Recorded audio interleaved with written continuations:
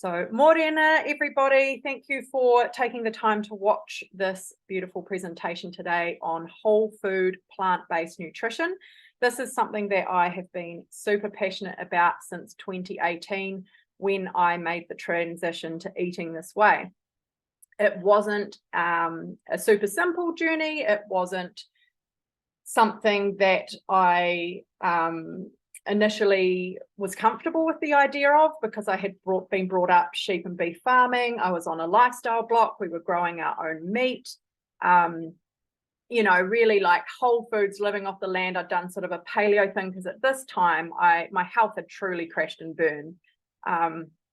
I had two little babies 21 months apart, which is what we love to do in the Western culture, have these babies boom, boom, nice and close with the age gaps. And the thing with that is we do not give our bodies enough time to recover.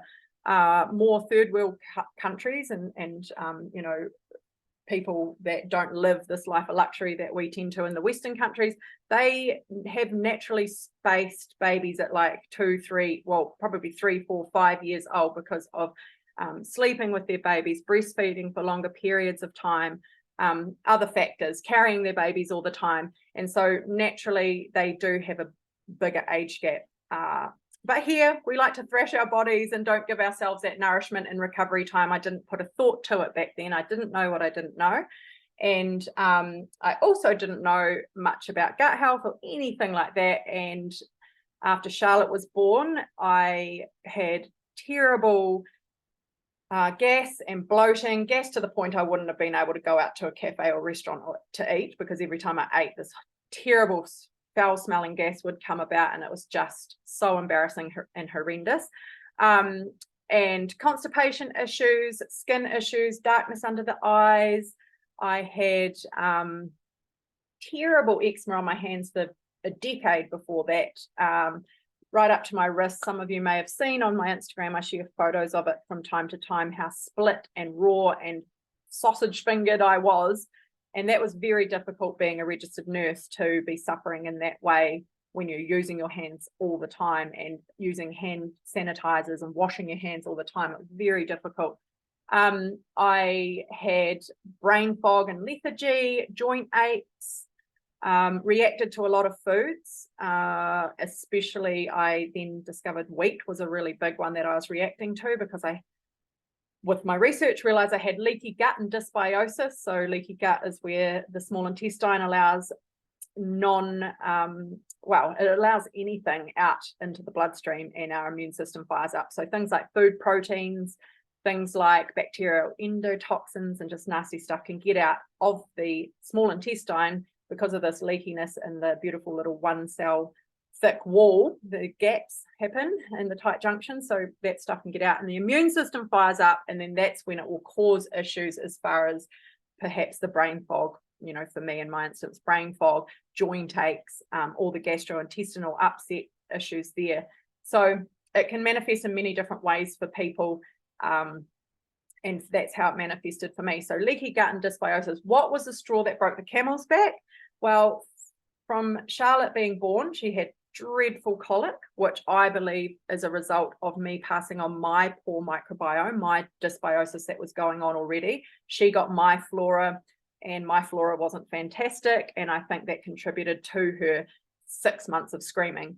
As she got older, of course, that and her immune system developed and her own microbiome developed, that improved, and then improved some more when I went on my gut healing journey, and then also was healing the microbiomes and the leakiness of my children's guts as well. So it was just so much learning at a time that I was so exhausted and vulnerable. My mum also had just finished treatment for breast cancer at the time. She got diagnosed when I was pregnant with Charlotte.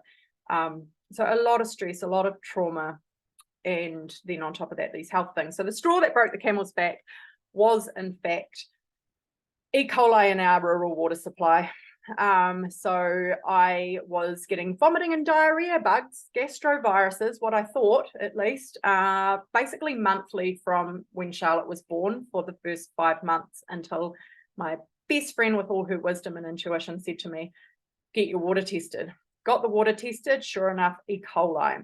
And I was like, oh, right, here we go. So that was the thing. I believe there were many things. It's like when I worked in mining, I was an occ health nurse on a mine site. We talked about the Swiss cheese model, where there were these holes in the Swiss cheese, and they could line up in the worst kind of way. Like all these little things could happen, and then you get straight on through to the other side, a hole through the Swiss cheese. And that in mining would be like a health and safety issue, a disaster, an accident, whatever. For me, it was that health crisis that happened. So I think long-term use of the oral contraceptive pill, thrashing myself with alcohol in my teens and 20s, eating junky food and not paying any attention to the, what I was putting into my mouth, lack of exercise, no way to manage stress, just all kinds of things piled up. And then the straw that broke the camel's back, and of course the two babies close together, and the fatigue and the trauma and stress of my mother's situation with her health. But the E. coli in the water was it. Like my gut health was shot after that, and those symptoms all just got worse and worse as a result. And got a whole house filtration system, like the best kit put on the house by a local plumbing firm, and no more gastro symptoms, but the damage had been done. And then I was on a journey, on a quest to figure out how could I repair this damage, what is going on in my body. All my bloods were normal at the doctors in conventional medicine were unable to help me, and I was not going to stay a shell of a human because conventional medicine couldn't help me. I knew more, and I also have the ability to research and read in depth and understand a lot of studies and content that's out there. And so I took it on myself to do that with my baby and my little toddler, and feeling like a shell of a human. I just made the time, I put the effort in, and I started off along the track of paleo and Western A. Price style of eating, which is a very whole foods way of eating. So you're removing sugar, you're removing processed foods, you're making things from scratch like the old days, boiling up our own home-killed bones for bone broth, using probiotics, removing carbohydrate as far as like potatoes and any processed grains. I basically went grain-free with the paleo thing, didn't have chickpeas, beans and lentils in my life, but also couldn't tolerate them at all because of the state of my gut health and the dysbiosis. And yeah, kept at this. Nothing was working. Taking L-glutamine powder, all kinds of things that you can read and research for. Sorry, I've got a bit of an itchy nose this morning. That you can research for gut health and how to heal and seal that beautiful little 1 cell thick wall of the intestine, the small intestine, so that those things aren't getting out into the bloodstream, your immune system's not reacting, thinking there's like these foreign invaders, and also to get that flora back and balance our microbiome, our the pathogenic bugs or what would you call microbes versus the healthy, happy ones that we want to flourish, and getting that in balance. It didn't work for me. So I stuck at that for quite some time. Timeline is really fuzzy when you go through trauma and hard, stressful times. It's very difficult to get your timelines exact, but I would say 6 to 12 months of trying that first up, because Charlotte was born at the start of 2016. And basically immediately when she had colic and was born, I had removed dairy from my diet. And then the next thing to go was wheat, because of this reactivity as soon as I ate wheat. And that's a lot of mothers are just out there living on toast. And there's just not enough nutrition in it, especially if you're not very mindful of the kind of bread you're buying. And I'll talk about that later on how to get the best bread that you can get if you're okay with wheat, and what your options are if you're not okay with wheat. And so I would itch. I would have this wheat, and then I'd itch. I'd just want to tear the skin off my hands. My eczema would flare up so badly. The gas would flare up and smell terrible. And you don't need to know about all that in detail. Gosh, it was just horrible. And I knew that certain things I would eat, I would get these reactions. And then it would have been probably a year or two of up to 2 years of dabbling in this whole foods eating, being so good, making my food from scratch, but still having a lot of animal products and a lot of saturated fat in my diet. So it was the dairy that went, then it was the wheat that went, and then I realized I was still quite bunged up, even though I was eating a lot of greens and things, and the eggs eventually went in 2018. At the start of 2018, my friend, after having her 2 babies, she had health issues, autoimmune disease stuff, which is not uncommon, especially after your second baby. And then her husband got diagnosed with cancer, and they chose a completely alternative route to go down, and that was raw food, whole food, plant-based diet. So no animal products, but very high raw, very little cooked food, a lot of herbal support, doing a regime that they'd chosen to do.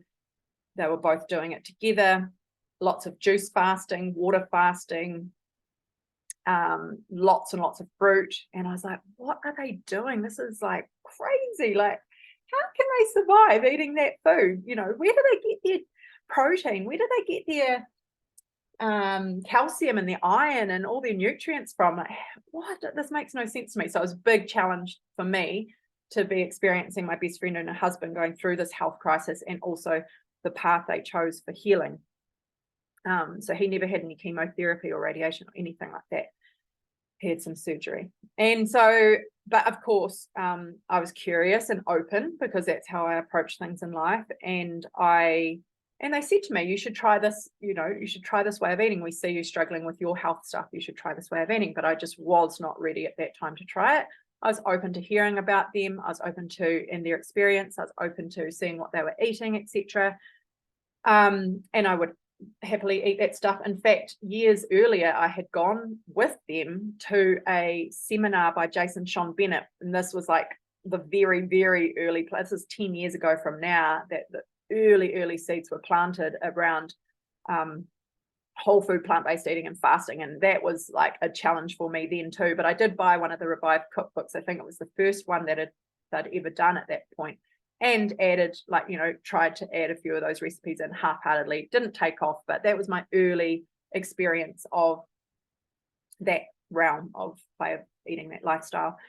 And yeah, and so it was, you know, another 6 months. I think I initially gave it a go, and then my symptoms flared up so much that I was scared off, and I didn't have that understanding that way of eating, especially their way of eating, which was a medical medium style, which I did end up doing, tell you in a minute. But it was that medical medium protocol kind of eating, where it was like really high fruit, lots of smoothies, and my body just was like, whoa, and I just felt terrible, and I stopped. And then I kept open to it. At that point, no wheat, no eggs, no dairy, still eating meat twice a day, home kill and wild caught kind of meat. And then it got to September, October, and I was so over it. I had hit rock bottom with my, you know, my health and how things were going, and I wasn't getting the progress that I wanted, the results that I wanted. I thought, what have I got to lose? I'm going to get prepared, and I'm going to go all in. All I've got to do is stop eating this meat, which is there in abundance always, and if I want to go back to it, I can. But I had greater understanding about, I'd done a lot more reading and research, and I felt ready, and I felt reassured that I could get all the nutrients that I needed on it. I didn't have the same levels of fear. I still had a little bit of fear, and just that the trepidation and the unknown happening, which we humans do shy away from a lot. And I thought, no, I'm going to commit to this, because I'm sick of feeling this way, and look at what they're doing and how well they're doing. Let's do this. So yeah, it was September, October of 2018 that I dove in deep to not only whole food, plant-based eating, but a very healing style of plant-based eating. So it was high fruit, high raw. I removed all fats from my diet. You can check out the medical medium protocols and what he recommends. I've got a few of his books, but basically he's all about really reducing your fats, even your plant fats, and radically increasing your fruit and vegetable intake. I also didn't eat many chickpeas, beans and lentils for the start. It was all really based on a lot of fruit, a lot of greens, and a lot of raw food, soups and salad bowls with potato and kumara and that kind of thing, and no added oils. He's got a list of troublemakers. I literally removed all of the troublemakers. I was that dedicated to it at that point. So, and you can find them online. I did it, and the first 3 weeks were hellish. A huge change in my gut flora rapidly. So a lot of increased gas and bloating and discomfort in my gut. I was feeling the cold more, and it took a lot more to feel satiated. It's a different kind of fullness with plant-based eating, especially if you're eating a lot of fruit and things. It's a different feeling, a different sensation of fullness in your body. And so going to the plants, it was, different. I had to eat a lot more food to feel satiated and to feel good. I had to wear more clothes. My sleep was disturbed a bit as well initially. And I would be eating, 2 or 3 bananas right before bed just to feel full enough to go to sleep. Sometimes I'd wake with hunger in the night. It was just a lot to push through, I guess. But like I said, it lasted about 3 weeks. And I often warn my clients of this, and I'm warning you guys of this now as well, that it can be quite uncomfortable in that first stage, especially if you're removing all of a sudden like alcohol and caffeine. And because I did go caffeine free, I basically diagnosed myself with adrenal fatigue too. As a result of the trauma and the childbirths and the close age gaps and the sleeplessness and all of these kinds of things, I could see definitely the symptoms of adrenal fatigue meet up, as well as the gut health stuff that was going on. And so, when you remove things all of a sudden, you're going to have a real rude awakening in your body. It's going to be much harder. But if you can really understand this, know this is part of it, and dedicate yourself and push through those and get out the other side, the healing is incredible. In 3 months, I was 90% healed of all of my symptoms in 3 months, after years of struggling, like decade of struggling with the eczema on my hands, and then a good 18 months to 2 years of struggling with those symptoms after having Charlotte and having that E. coli in the water and all that situation where my gut health got completely shot and my liver was struggling too. So 3 months, 90% healed. I was onto a winner. There was no way I was going to change anything. I just kept going. I was very stoic and staunch and particular about what I was eating, probably quite obsessive, which I do have a tendency to do. But it helped me. It was a positive thing for me in this instance. And after a couple of years of being really staunch with my food and fats and that kind of thing, I was able to loosen up a bit, have some fries on occasion or some proper crisps on occasion, have some, meals out or some fried food or some vegan junk like an ice cream or that kind of thing, and feel okay about it. So I struck more of a balance of making sure I was still doing a lot of whole food, predominantly whole food, but, roasting my veg and a bit of olive oil, having coconut cream in my curries, all of that kind of thing. It came back in and I struck a good balance. And interestingly, once I had done that healing work with my gut flora, my body could then tolerate chickpeas, beans, and lentils no trouble, because I had the bacteria that loved that kind of food flourishing. And I think that the more you have the good guys there to receive their favorite foods, which are plant foods, soluble and insoluble fiber, then the more they flourish, they can just receive that food better, and the bad guys aren't interrupting that whole process. So it was really interesting once I cut meat, and then a few months after doing the plant-based thing, I could just easily eat the beans, chickpeas, and lentils, whereas before, when I was eating a lot of meat, oh gosh, they made me terribly farty. But I've also since learned that if you've got a significant hormone imbalance, whether it's adrenal fatigue stuff, where you've got that those stress hormones pumping out, or whether it's your female sex hormones if you're a woman, whatever it might be, the more gassy you are when you start introducing chickpeas, beans, and lentils, the more you have a problem there, and that needs to be all that excess hormone that might be, junky. It's junky stuff. It's been used. It's not something that your body needs.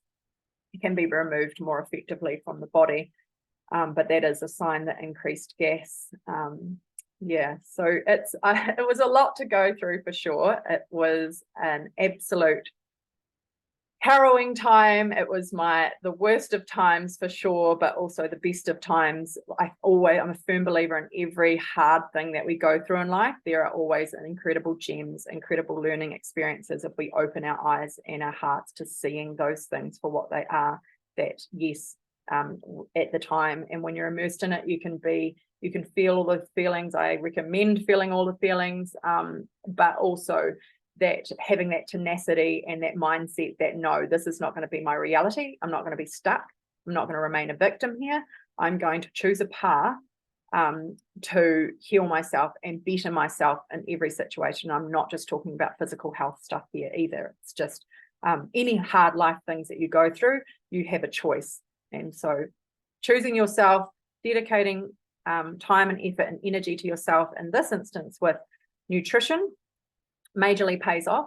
I also feel like at this point, because I am 5 years in almost, I don't have any inclination to want to change what I'm doing because it works so well for me. So I say to people about how good it is to have some flexibility, and I'll talk about that soon when we get the slideshow up. But it is nice because there's many components to food, social and cultural components. So having some flexibility when you go out for dinner, when you go around to a friend's house or a family dinner or something like that, where you can just eat what's there and not be particularly fussy about it, then that's a great place to be at. Because my health was so poor and I was so dedicated to healing my body, I didn't do that for a long time. And even to now, I don't have any inclination to do that. If I turn up somewhere, I would just eat the veggies. I know I'm not going to die of protein deficiency, because protein deficiency is not a thing in the Western world. I've never, ever come across anyone in my nursing career of 13 years that was protein deficient. So having potatoes, steamed broccoli, steamed cauliflower for an evening meal at somewhere, because that's all that's there, is absolutely fine by me. Or sometimes doing things like preloading with a smoothie if you know you're going somewhere that potentially won't have the food that you want to have. But we can talk about that later too.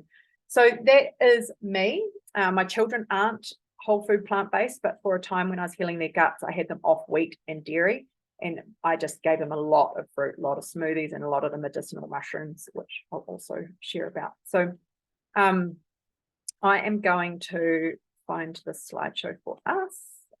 What do I do here? Sorry, this is moving. Sometimes I'm amazing with tech and other times I struggle a little bit. Okay, I think I found it. Cool.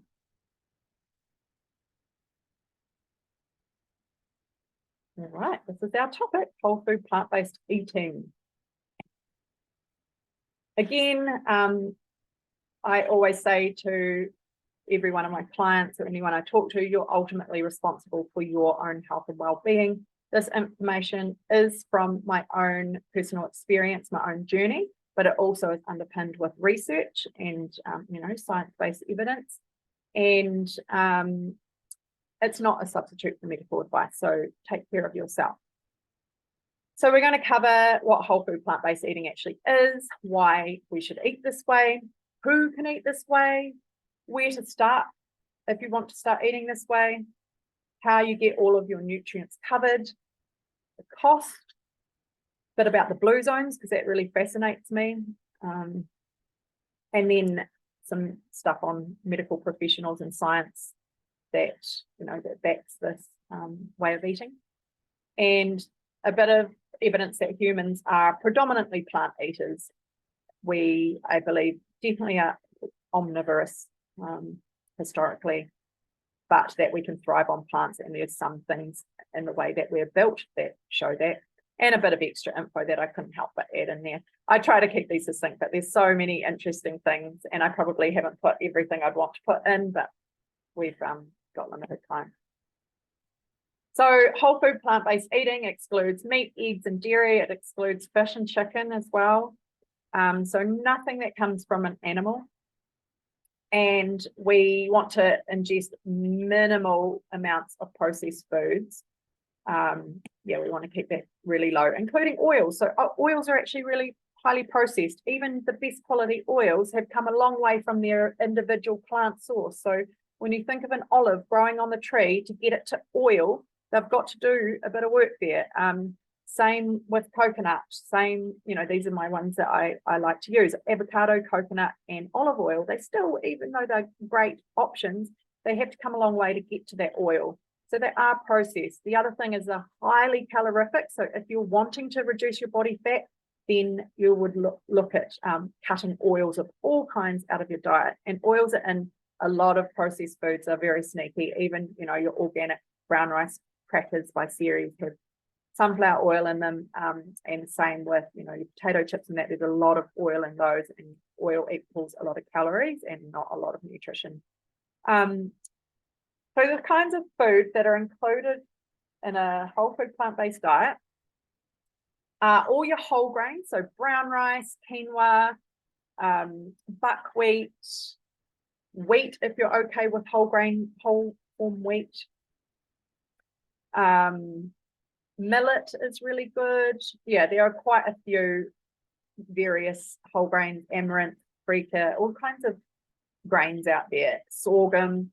So do a little bit of investigation if you want to try something new in the whole grain realm, because it's nice to have a lot of variety, not just for your palate and for the fun of using something new to cook with, but also the variety of fiber and nutrients and things is incredible for our gut health. So 40 plus different plants a week is like absolute top tier for your gut health. And it seems like a lot, but that's including your herbs and spices. And it is actually easy to do. And getting that variety is crucial. Beans, chickpeas, and lentils, again, variety here. They are incredible superfoods. They help to detoxify our bodies. They, because of the soluble fiber, they have calcium and iron, and they are high in protein, they're satiating, they are versatile, they're incredible foods. Nuts and seeds of all kinds, nut butters or seed butters, amazing. Organic soy foods like tofu and tempeh, tamari soy sauce, edamame beans that you can get in the freezer aisle. The ones in the pods actually make really good snacks as well, just boiling up those and putting some salt with it. Starchy vegetables, so that's all your pumpkin, potato, kumara, that kind of thing, taro, sava, and all other vegetables and all other fruit, and herbs and spices are included in there as well. So this way of eating is not vegan, and that, I mean, as far as not eating the animal products, you could say it's vegan, and for some people it's easier to describe it as vegan. But plant-based eating, typically people don't go towards purely because of the animals and the ethics. So veganism has a lot to do with ethics of killing and eating animals, which is not something I believe is necessary for us to do, because we can thrive on a plant-based diet. So and also, you know, and the wearing of animal products and all of that kind of thing. But with a vegan diet, you can eat very poorly, very, very poorly, and pay no mind to the nutrition and be vegan. For example, you could drink beer and eat potato chips and hot chips and sauce and be vegan. This is not whole food plant-based eating. Whole food plant-based eating has a huge focus on fueling your body very well, top tier nutrition, but just from plants, so that we're getting all the nutrients. So veganism, not typically a hugely health-focused way of eating.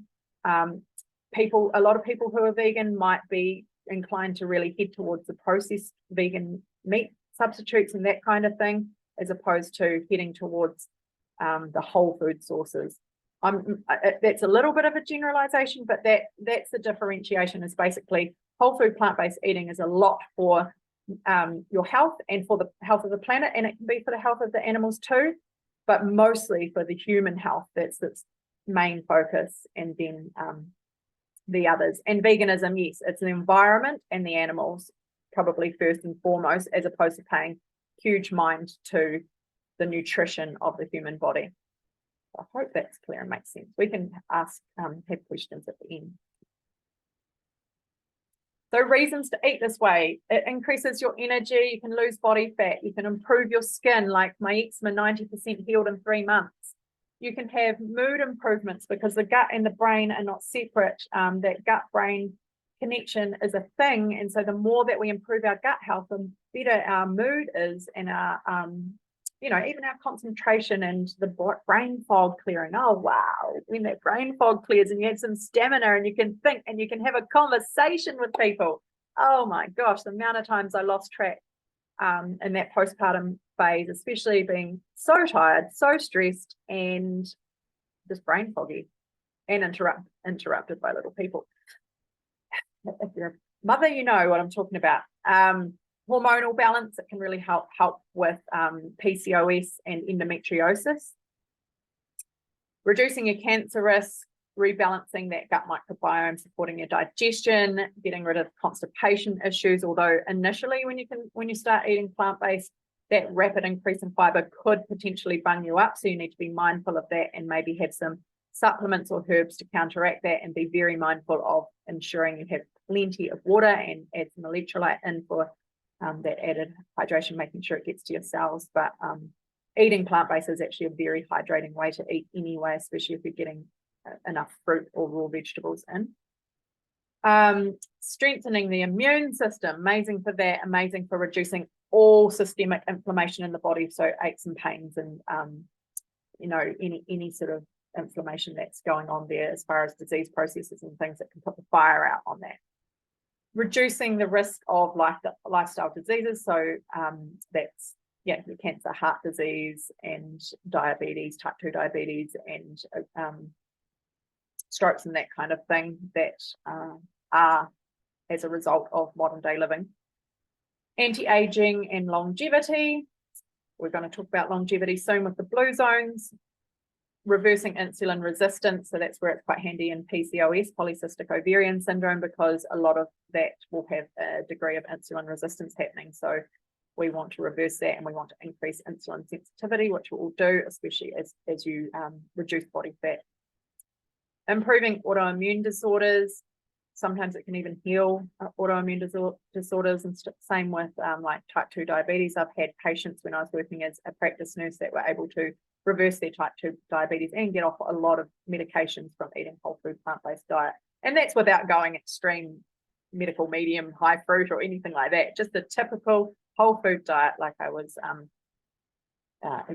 describing before. And it's the best way to eat for the environment and for the animals. So people talk about, the water used in growing plants and that kind of thing. But actually, with animals, they're eating there's huge amounts of plant food grown for the animals to eat, and then we kill the animals. And the animals themselves drink so much water and, have quite a burden on the environment in themselves. And so it's like you're growing the crops and you're feeding the animals and growing them up and watering them, growing them up to where they can be slaughtered for meat. And you can actually remove that process and go straight to the plants. It's especially bad overseas where they grow huge soy and corn crops to feed like grain-fed animals. We don't have that issue so much here in New Zealand where they're grass-fed, but the grain feeding of animals, and they're just using, burning down rainforests and things to grow heaps of soy to then feed to animals, to then kill the animals to eat. And people are eating animals in huge amounts these days, way like overconsumption, massive overconsumption of animal protein compared to 50 or 60 years ago. We didn't eat animal flesh at the rate that we are now at all. It's like more than doubled or something. It's horrendous. And that's a problem too. Like if you choose to keep eating some animal products, that's okay. Don't overdo it. Buy the best quality you can buy.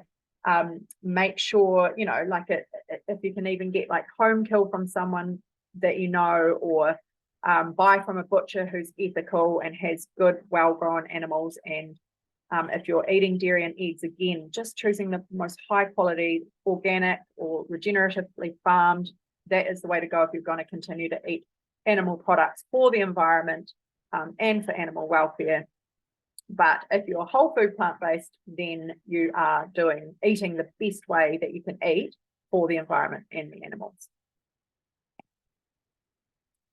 Who can eat a whole food plant-based diet? Well, as long as it's got some thought and intention, it's well planned, anyone can do it, as long as you're getting enough calories for your output, as long as you're considering that you're getting the nutrients in with the variety of foods and keeping it whole foods and not getting to those processed vegan products and that kind of thing.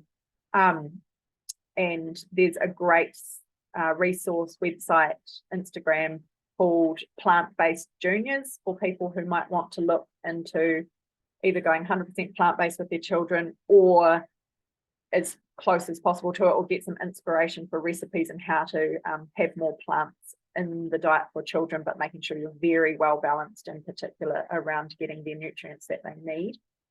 So it is possible. I know plenty of plant-based children that are absolutely thriving, but it does take that time and attention, and planning it more so for little ones to make sure they're getting everything they need as they grow.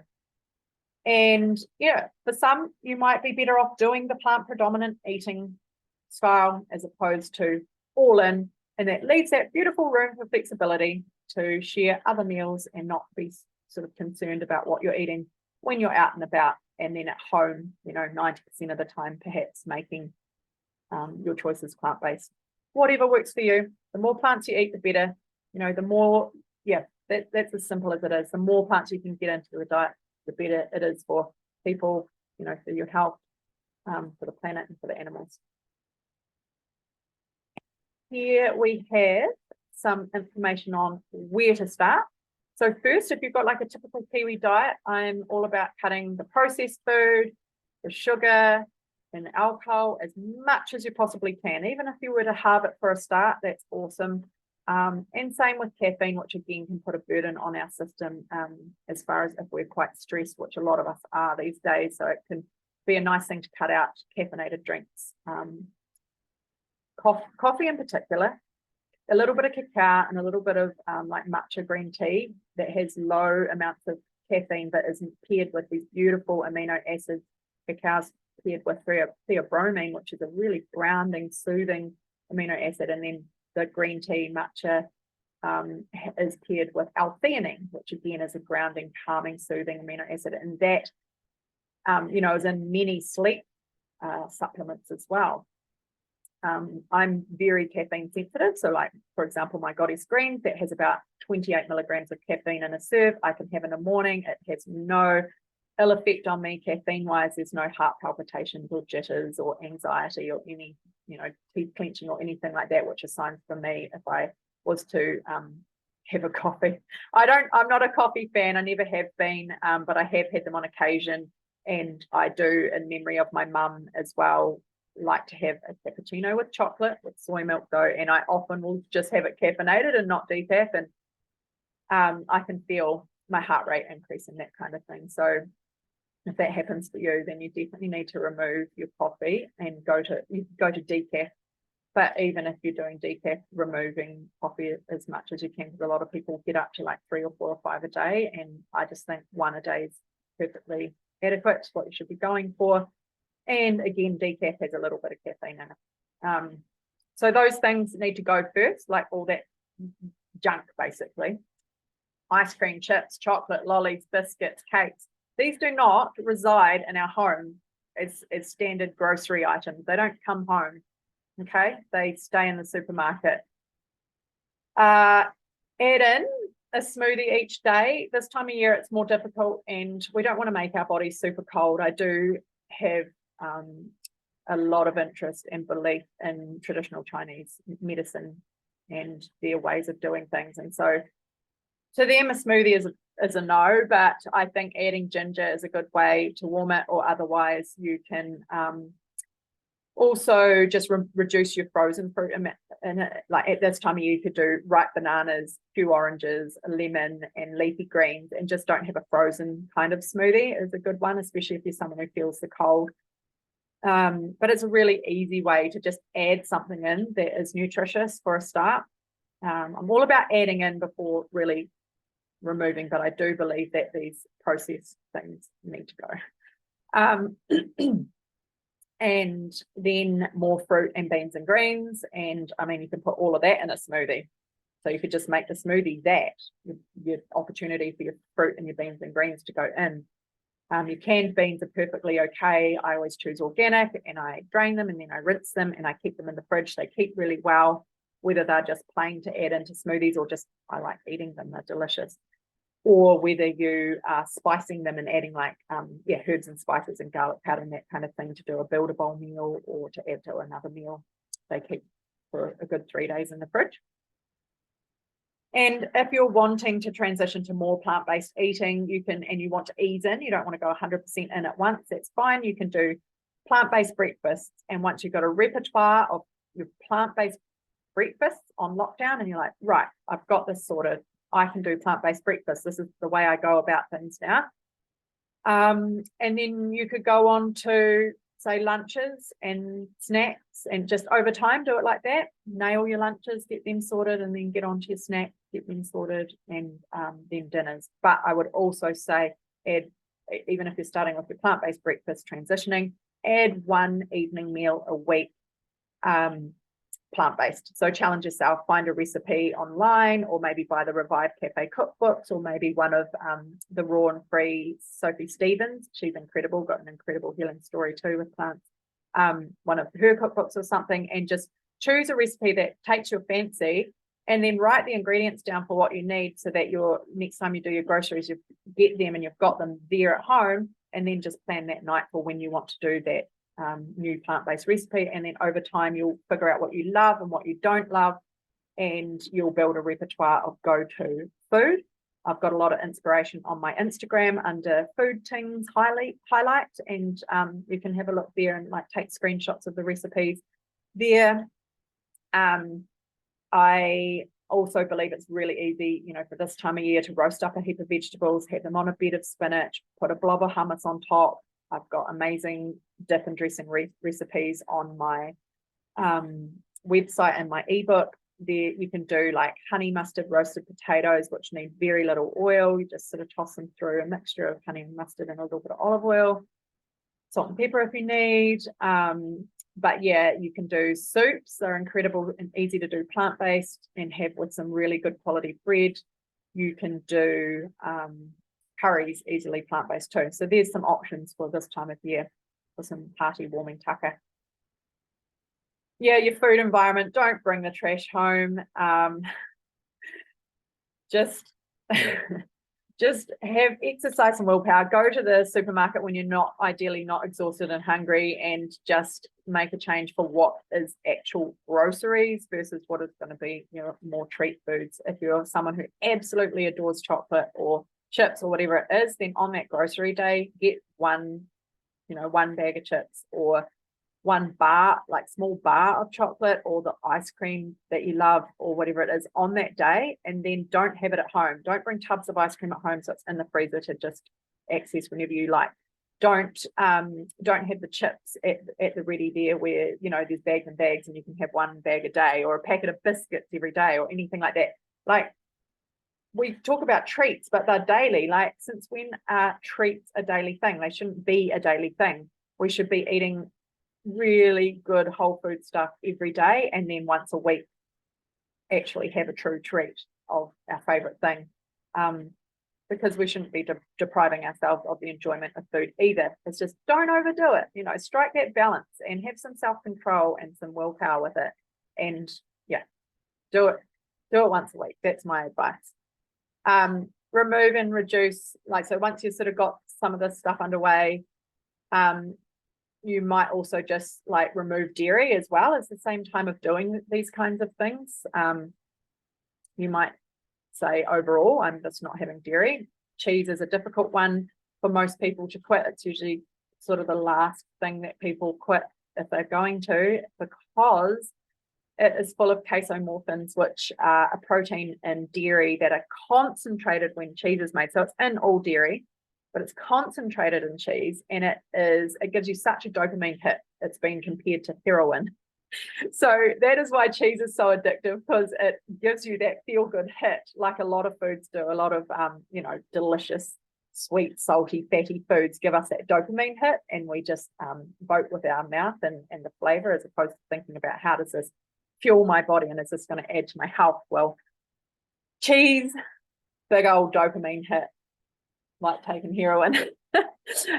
So that's why it's quite a hard one to quit. But using something like my sunflower cashew cream as a dairy substitute is amazing, because you can use that on pizzas, and creamy pasta dishes, on toast, like yummy savory toast. I've got a recipe for loaded toast in my breakfast ebook, and so you can use this yummy, creamy, cheesy, savory dip on just about anything and anywhere where you'd use dairy. And then, of course, if you really wanted to and you're really missing it, you could try some of the vegan cheeses. I always keep a bit of Angel Food cheddar, grated cheddar, in the freezer for if we want. Like, children don't like the vegan cheese, so that's fine. I just keep it there for if I want some on like nachos to grill, but I can easily have nachos just with blobs of my cashew cream on top, and then I bake them like that. Absolutely fine. And then heaps of whipped avocado on top. It's so delicious. So I very rarely have any fake vegan cheese, and it doesn't compare to the real deal. Some companies are doing it better than others. You can try it if you wish to, but I personally can cope very well with the cashew cream. And then just focus, like I say, on all those foods that make up a whole food plant-based diet. Spices and herbs are your friend in a plant-based diet, because they add flavor, and garlic and like caramelized onion and that kind of thing add a lot of flavor to your food in that respect, as opposed from animal fat. So getting all your nutrients on a plant-based diet, your protein and your calcium and your iron, those are sort of the big ones that people talk about. Beans, greens, and fruit every day will get you to that. So your leafy greens and your brassicas and that kind of thing are awesome to get in. But even if you have frozen spinach in the freezer and you pop that into your smoothie, that's completely adequate, just however you do it. But if you can aim every day to get these foods into your diet, you're going to be well covered for all of your nutrients. And some of the plant-based foods are fortified, like if you're going to choose Tetra Pak milks to switch out to, then they are fortified with B12 and calcium as well. And I also use a natural calcium powder on occasion if I'm making my own plant milks, which we'll talk about soon. Just to be sure that we're covered. It's good peace of mind. Plus the mineral calcium powder that I use from LifeStream is just a very good quality. It's a calcified algae, and it's got a lot of minerals in it. So it's like a multi-mineral supplement, and really great kind of electrolyte thing for increasing hydration in the body too. Supplementation. So if you go 100% plant-based, you must supplement with vitamin B12. Unfortunately, our soils have been so depleted by the modern lifestyle, modern ways of farming, where just dirt is thrown on top for things to grow and the soil's not nurtured. That's when I talk about like regenerative agriculture and horticulture and this kind of thing, is where they're actually nurturing the soil with what they do, and they're feeding the soil, which then feeds the microbiome of the soil, all the bugs, the positive, happy, healthy bugs that live in the soil, which should then translate to the food we're eating, especially if we're growing our own. We can do this. We can nurture our soil and have much better quality produce, and also having some of those bugs on our food more so, because a little bit of that soil will be on there and that kind of thing. But with the way modern day agriculture and horticulture is going, there's not the B12 in the soil like there used to be. So certain microbes make B12, and that's how animals get their B12, because of course animals only get their protein from and their muscle mass, including those big bulls you see in the paddock, they get it from plants. That's where they get it. So they are eating food, grass, plant matter, and even they are actually not getting the same amounts of B12. So omnivores, they say up to 40% of omnivores even can be deficient in B12, just because of the way that the world is at this time and with the way farming is. So especially as you get older and your gut's ability to absorb nutrients might decrease, B12, I think for anyone sort of 55 plus is something that you should be considering supplementing 3 times a week. Doesn't have to be every day. And so if you're fully plant-based, go for the B12, just because the repercussions of not having enough B12 in your system are really serious. You can have like irreversible neurological stuff at worst case scenario. but like numbness and tingling in your legs and arms, and forgetfulness, cognitive issues, depleted energy, that kind of thing. So it's important just to get some B12 in. For me, for healing and really thriving, even to this point, I've been on the medicinal mushrooms, tonic herbs, adaptogens for nearly 6 years, and I can't imagine life without them, because I like the cherry on top, and they can help fast track your healing, as can other supplements as well. I have a lot of knowledge and experience on this, and this is what I work one-to-one with my clients to help them on particular things that they need healing, where I can access specific probiotics and supplements and detoxifying herbs and that kind of thing, to have like a bit more rapid healing happen. But these here are more of your long-term supportive life force builders, longevity enhancers. Incredible for immunity. All mushrooms are incredible for gut health and immunity, because they've got beta glucans. It's a prebiotic that our bodies love, and so we're feeding the good guys in our bodies if we're having these products. But yeah, amazing for immune system, gut health, energy, libido, stress support, cognitive health, like lion's mane mushroom for the brain, hormone balance. It just goes on and on. They're incredible. So if you ever have any questions about these products, please just send me a message. I love talking about the products and helping match up the best product for your health needs. Or on my website. The cost, well, it surprises people, because it doesn't actually have to be expensive. People kind of think of it being an expensive way to eat, because I think they're thinking of more of the plant-based substitutes for meat, and they are like, gosh, if I was buying those things every week, that would cost me a lot of money. Every week I do my groceries every 3 weeks at the moment, with a produce top up in between 1 or 2, but it is far more affordable than a standard Kiwi diet, cutting out all that junk and rubbish and making your money count as far as your nutrition. I've just done a post on this recently about you're voting with your dollar as far as who you're supporting, I guess. And the junk food companies are corrupt, in my opinion, because they just want us to go back for more. They put the perfect amount of sugar, salt, and fat into these foods to get us hooked and going back for more, because they want more money from us. They don't care about our health. But also,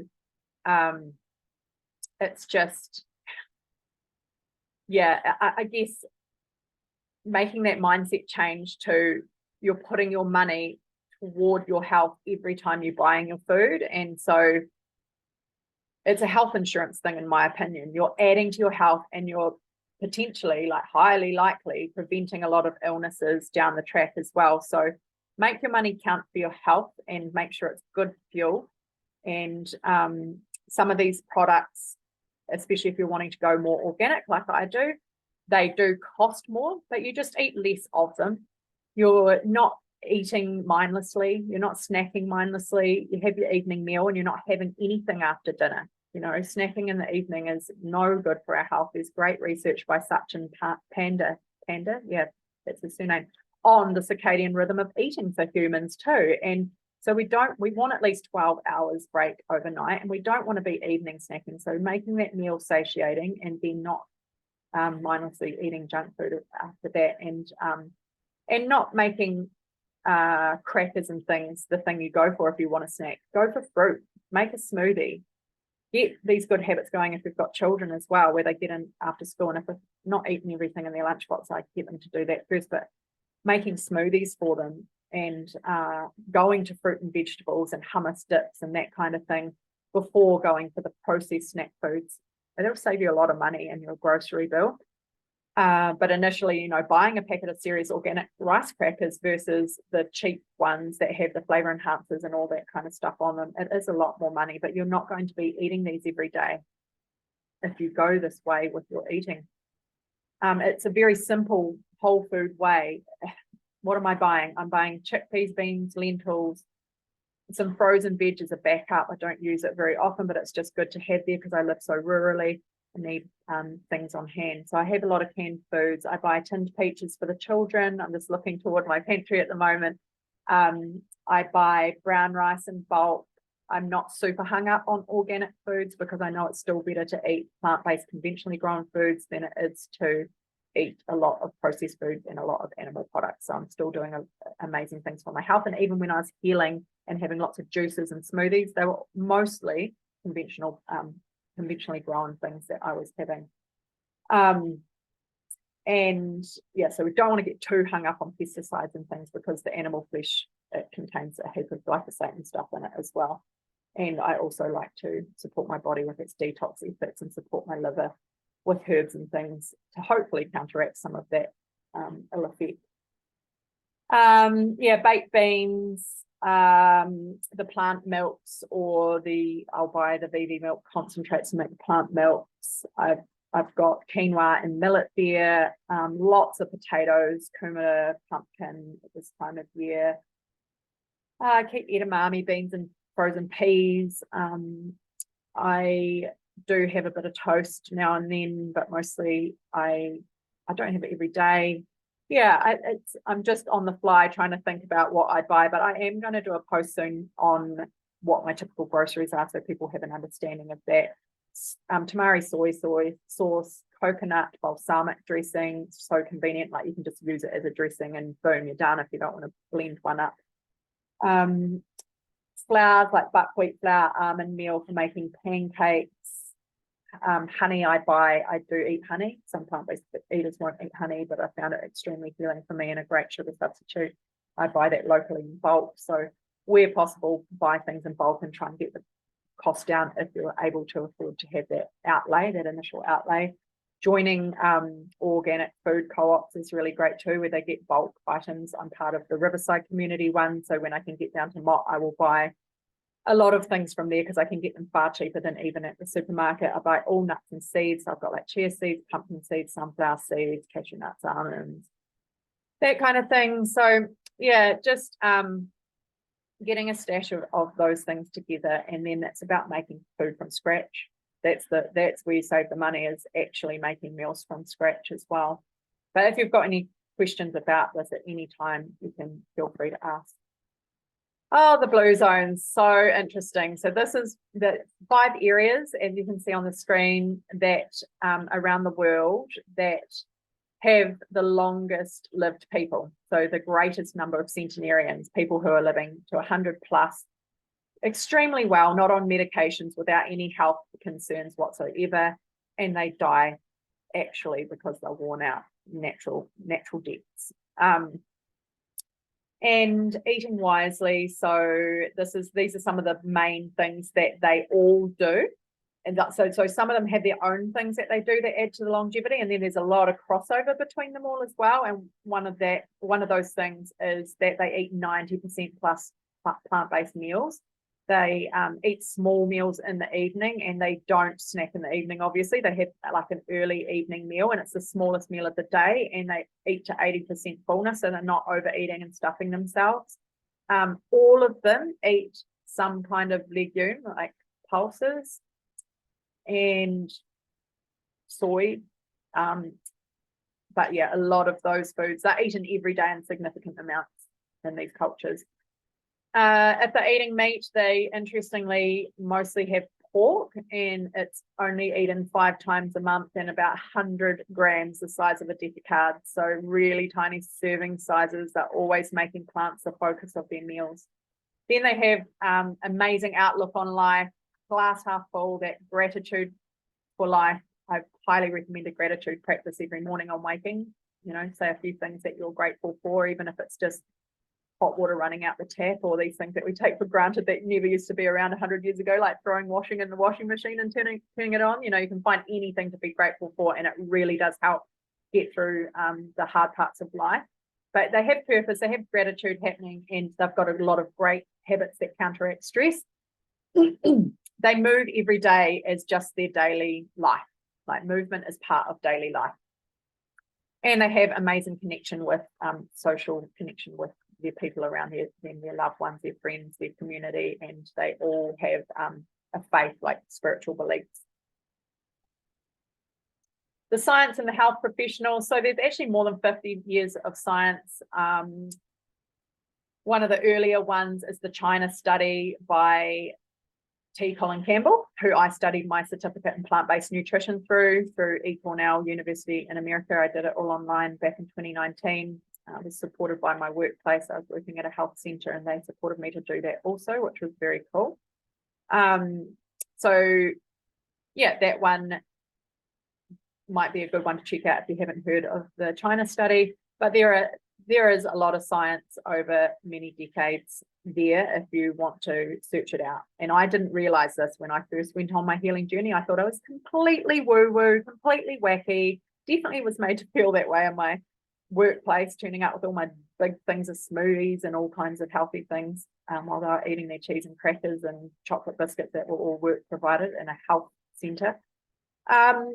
And yeah, I didn't know that there was all this science and all these doctors. Like, these are just the main doctors that people know about and hear about a lot in the plant-based world. But I just felt very alone and very weird and very incongruent with being a registered nurse and then doing all this cleansing and detoxing and high fruit eating and into medical medium who's completely woo-woo. Like, when I first came across him, oh my gosh, I just thought, who is this? What is this about?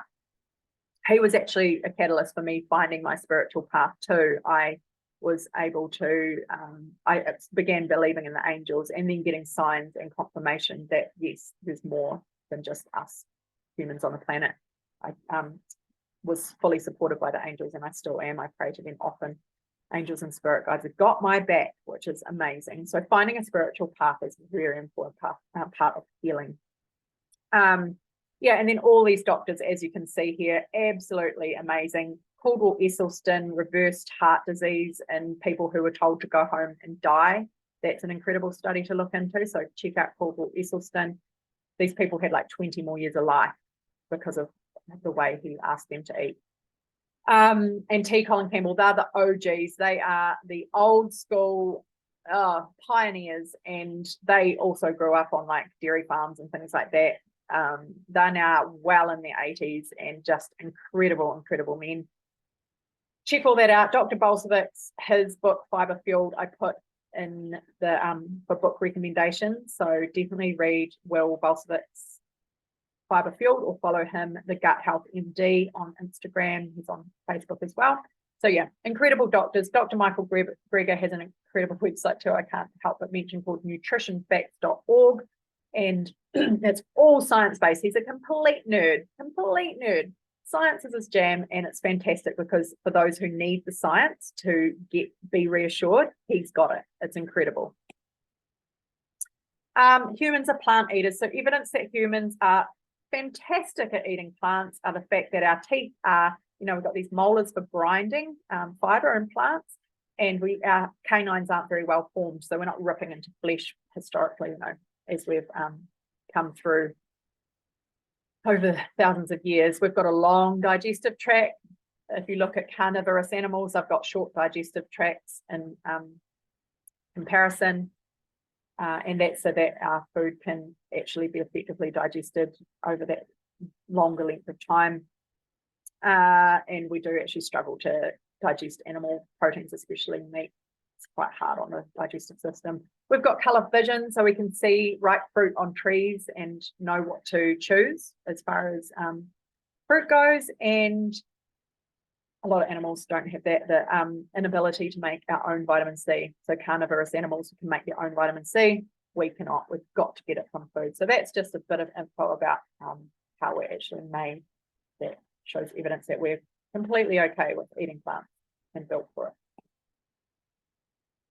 Talked about this a little bit about the hard part. So you might initially feel cold, hungry, even a bit lightheaded. You could have a worsening of your symptoms. And then, of course, you've got to change the way that you cook. And that, it is a little bit different. It's a different way of thinking. It can be very easy, though. It doesn't have to be super difficult. Like I say, curries and soups and that kind of thing, to just remove the animal foods from that is quite easy. You use coconut cream in curries, chickpeas, potato and peas. You can put tofu right at the end. Whenever I use tofu, I always chop it and then drizzle it with some tamari just to sit while I'm prepping everything else. And then it usually just comes in at the end. I don't often bake or fry it. Very rare that I fry it. sometimes I'll bake it if we're having like those rice paper rolls with the fresh veggies, and I'll just put the tamari on and bake it, and that's it. I don't do a lot of frying. I do like to fry my tempeh. I don't eat a lot of tempeh, but I found a really yummy way to have it where I marinate it, and that's on my Food Things highlight on Instagram. And then I do fry that down, and the sauce goes all like sticky and delicious. So we have that on occasion as well. Use herbs and spices and garlic and that kind of thing for your flavor. And again, it can be hard when you're with family or friends or events or whatever, or you're eating out, to find plant-based options.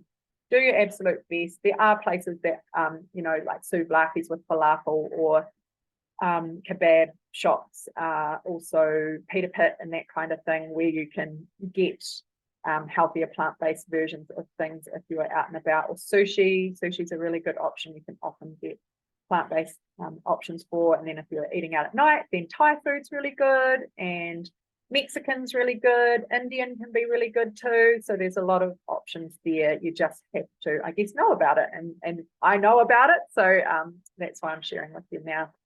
And the other thing you can do is preload, like I say, have a smoothie or a plant-based meal or salad before you go to somewhere if you think you might not be catered for.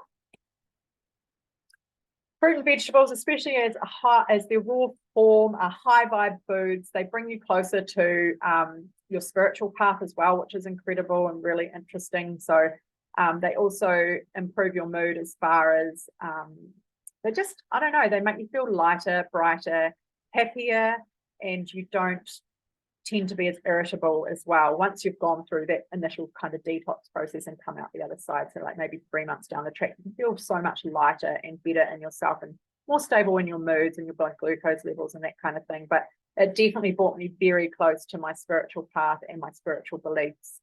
It connects you to God, if you want to call source, God, spirit, whatever you want to label, something that is higher than ourselves there in our physical forms. And they harness the energy of the sun. They harness the energy of the sun. They are alive, and they have a lot of microbes and beautiful things on them too, especially if you're getting organic or homegrown.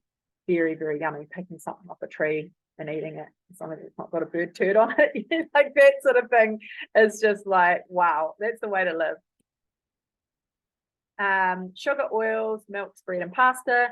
Sugar substitutes I go for are maple syrup, honey, coconut sugar, and date paste or syrup, which you can purchase, but you can easily chop and soak dried dates in boiled water and then blend that. Always chop the dried dates because you don't want to be caught out with a pit.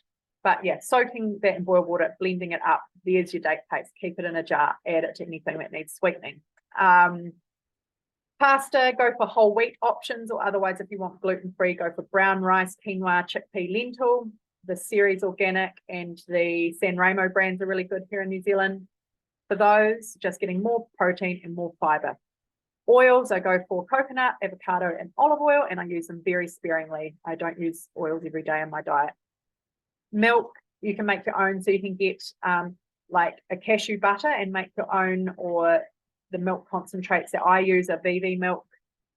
There's another brand called Milkmaid, where they're just in a jar and you can put a spoonful in with water, or if you want to level it up, you can put some cinnamon, some soaked dates or some honey and some natural calcium powder in, so that you're going to give it a little bit more flavor, you know, some sweetness, and that reassurance that you've got that calcium in there. And then if you're buying milk, I personally have found on what I've looked at for the best nutrition, so best protein source, and also the cleanest ingredients, the fewest ingredients, no sugar, is the Vitasoy Protein Plus and the Macro-Lite Soy. So the Macro-Lite is a countdown product. If you can't have soy, then yeah, as much as possible go for an oil-free or make your own, but the cashew milks that you buy at the store are oil-free and sugar-free. You can get those, so you could go for that. They're just got less nutrients in them. Bread, if you're choosing conventional whole wheat bread, go for ones that have 6 grams of fiber or more per 2 slices. So breads that I think are quite good are like in the Ploughman's or Freya's range, or like Bergen or Vogel. So you can find this level of fiber, and they're actually higher protein because of that higher fiber, because there's so much grain and goodness in them. Again, they're a processed food though, be mindful of that. They've got oils in them and that kind of thing. But I understand that bread, it has its place, especially in a family home. I do buy my children the Ploughman's or the Freya's bread and just make sure that it has the most nutrients in it. I particularly avoid wheat as often as I can, even though my gut's now healed and I am okay to have some. I just mostly avoid, and I go for like the gluten-free Vinerdi sourdough. And another one that I've tried that my friend makes is the Om Goodness mix that you can buy online, and then just add your yeast and water to, or you can make a sourdough out of it as well and just bake it in a loaf tin. And that's just like completely whole food. It's got a lot of goodness. It's a buckwheat based one. You can check that out online if you want to make your own. And the other option that I haven't written down here is a good quality sourdough, like a nice rye sourdough or something that looks really dark and might have some grain in it. If you're okay with wheat, then sourdough that's been baked, particularly from like a local bakery. We've got Don Rodrigo here, which is really great. Getting that as well is another awesome option. To conclude, thank you for making it to the end. Whole food, plant-based nutrition is an invaluable lifestyle practice that supports our gut health, our mental well-being. Oops, here I am not concluding my conclusion. And our physical well-being, and it can be just such an incredible healing tool for our for our health and for preventing any illness or lifestyle diseases and that kind of thing as we age, because we can't stop our aging. We cannot stop that. Time goes on, and it's a blessing and privilege to be here on earth and to be aging, but we want to do it as well as possible. We want to have quality of life as we age, and whole food plant-based nutrition, or predominantly plant-based, that is something that will definitely help you to get there. If you want to know more about working with me one-on-one or about the products that I sell, please don't hesitate to get in contact. My website is anourishingnotion.co.nz. I have an Instagram and Facebook. Again, it's A Nourishing Notion, or at A Nourishing Notion for Instagram. So please don't hesitate to contact me if you have any questions or would like to know more about the services and products that I provide. Thank you so much. Now let's have a look at the questions. I can see something in my chat here. Vitamin B12. Yes, so supplementing it is the easiest way for peace of mind. I have a really great product that I can access through Metagenics, which is super affordable. It's like $22 for 2 months, because you sort of take one every second day, and it's got iron and B12 in it. So that's a nice one that I use to cover my bases, and it's very bioavailable. So it's readily absorbed in the body. And other than that, it is just really difficult to get into your diet unless you're having organic or homegrown produce where the soil's really well nurtured and you're having a bit of dirt and, like, microscopic, you're washing your veggies, but when you're homegrown food just always will have a bit of dirt on it, then you're probably getting some B12 from that too. But it's just on a fully plant-based diet, it's really tricky to get. The sea vegetables are really good for your iodine source. I see mentioning nori, seaweed sources. Yeah, any kind of seaweed. Dulse, Atlantic dulse is a really good one to add into the diet. I use a Celtic sea salt that has natural kelp through it by Harker. So Harker make a lot of beautiful tonics that I'm really into, but they also have like this Celtic sea salt, and it's got all the seaweed in it. You can see it. So I use that to be sure that I'm getting the iodine. Our family's getting the iodine that we need, because it is something to consider. I also supplement iodine because I'm very mindful of my breast health, and after having my mother pass from breast cancer 3 years ago, I'm not obsessed at all, but I'm mindful of everything that I can do possible to help my breasts be super healthy, including going braless a lot of the time. I add the iodine in because it's incredible for breast health. So I use Lugol's iodine in liquid form, and I put a drop into my water when I remember. So that might be a couple of times a week. But B12, I just recommend some kind of supplement form. And personally, I also think that the methylcobalamin is the best option. The methyl vitamin B12, if you can source it, but any form of B12, as long as you're getting that, just because of the importance of it. When I think about, you know, the things that can happen if you don't have enough B12. Okay.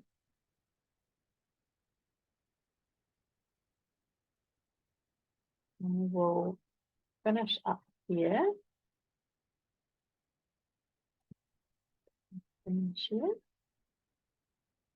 So once again, thank you for your time and attention, and I hope you got lots of good information from this chat, and we will see you again another time, I'm sure. See ya.